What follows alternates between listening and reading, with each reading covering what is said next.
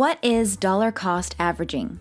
To put it simply, dollar cost averaging is a simple method that involves investing a certain amount of money in the very same fund or stock at routine periods over an extended period of time.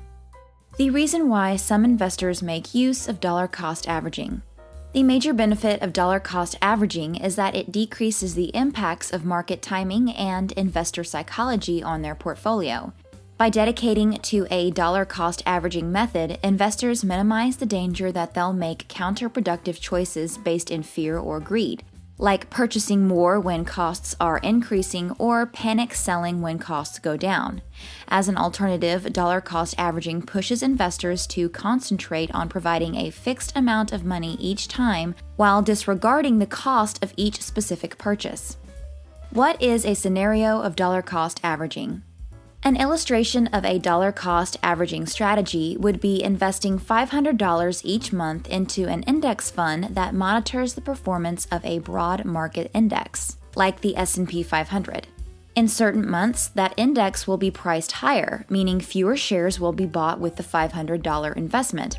However, in other calendar months, the index is lowered, so the $500 would purchase a higher amount of shares.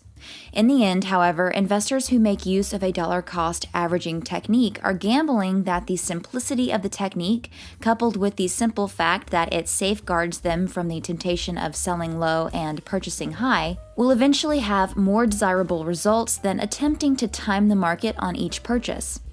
Before I tell you how to create a dollar cost averaging plan, make sure you subscribe and click the bell. That way, you'll be the first to see my next money-making video. How to create a plan. To start a dollar cost averaging plan, you want to do 3 important things. First off, choose specifically how much money you can afford to invest every month.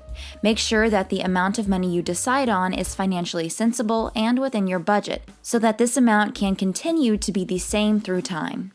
Second, choose an investment, fund, or group of assets that you wish to keep for the long haul, a minimum of 5 or 10 years. Third, contribute at routine intervals. This may be weekly or monthly or quarterly, so long as you stay with the technique of adding that money into the security you have selected. If your broker offers, you might could even establish an automatic purchasing plan, so the process happens with no action on your end and at little to no expense. Click the video on the screen to see another money-making video.